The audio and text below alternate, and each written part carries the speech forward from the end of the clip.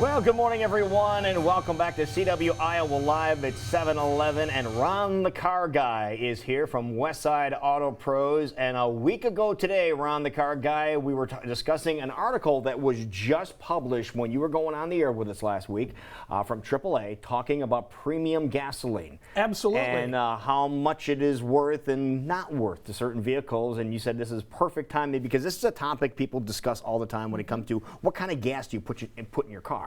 Well, and this time of year a lot too, some of the marketing from the gasoline retailers, you know, they start talking about cold weather and quick winter starts and use the higher octane fuel. And we've talked about this for years, that it's just not necessary.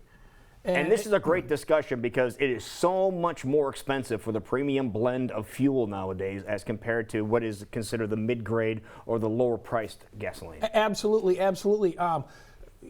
Research showed $2.1 billion is wasted each year buying a grade of fuel that you don't need for your car. That's what consumers spend. Hard to believe. $2.1 billion. There's a B on there, and I mean that's just unimaginable amount of money. Well, the mindset is if you're buying the higher octane, your car is going to run better and quicker starts, and everybody has the logical, path that they follow. It's just like when you go to the grocery store. You've got the generic brand, and then you've got the name brand, and people oftentimes think that the name brand is better, and in some cases it is, and in some cases it isn't.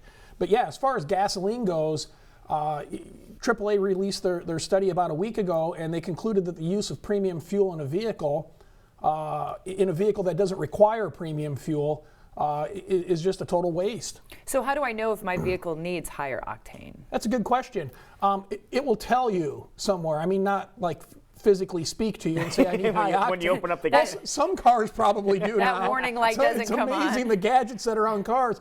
But no, when you open up the fuel door, there's usually a sticker on there, or it'll say on the gas cap, 92 octane. There will be a labeling there if it requires the higher octane. But what type of vehicles normally require that type of fuel? Usually it's a performance vehicle.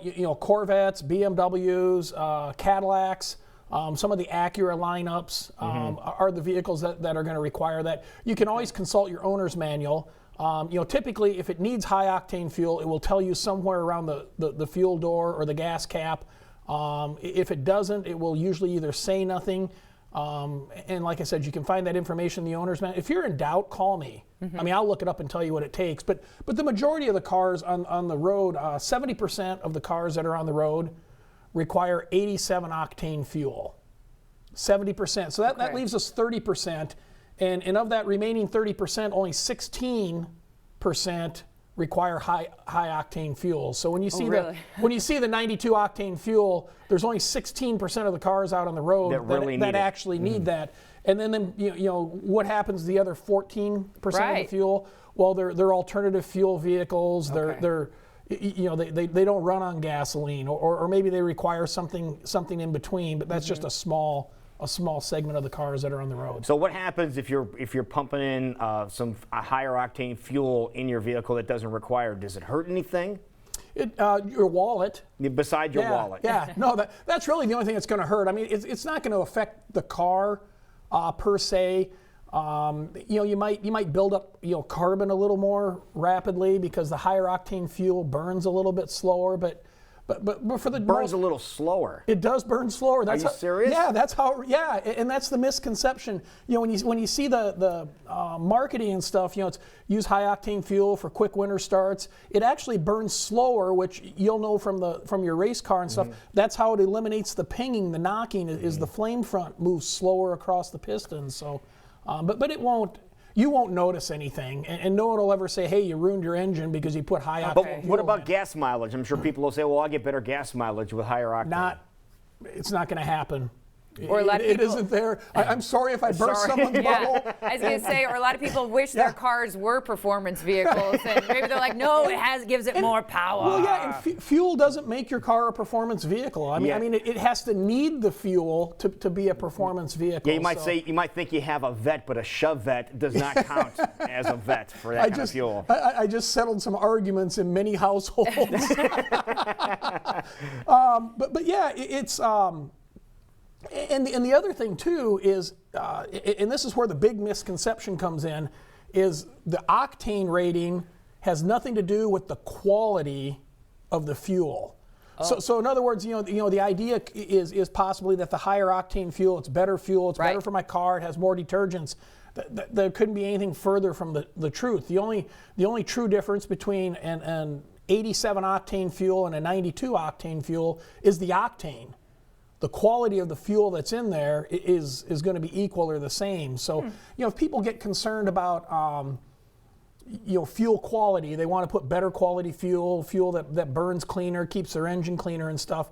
The best place to go to is toptiergas.com. It's a website, and on that website, we've got it up here on the screen here.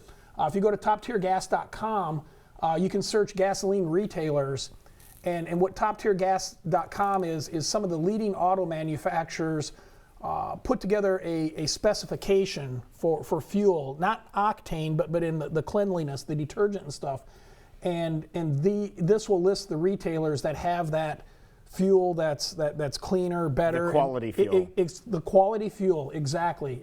Great way to put it, Lou. And so toptiergas.com.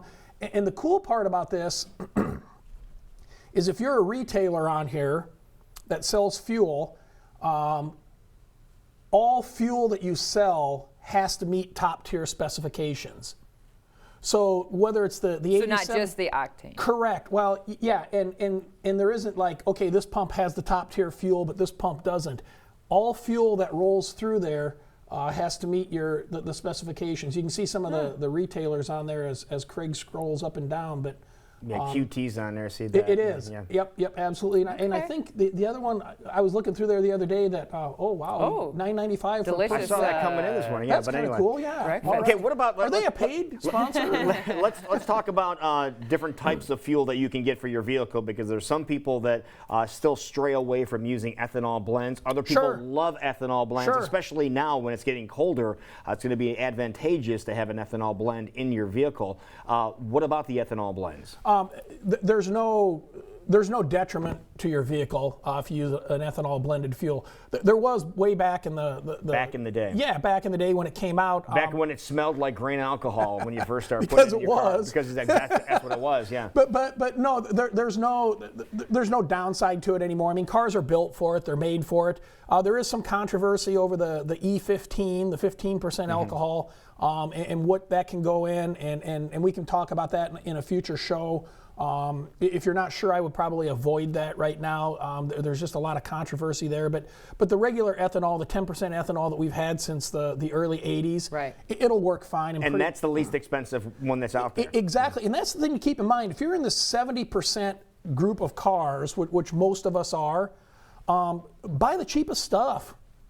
That's what it boils down to. Do the same job, right? Yeah, and you'll see the ethanol stuff might be 89 instead of 87. That doesn't hurt anything. Okay.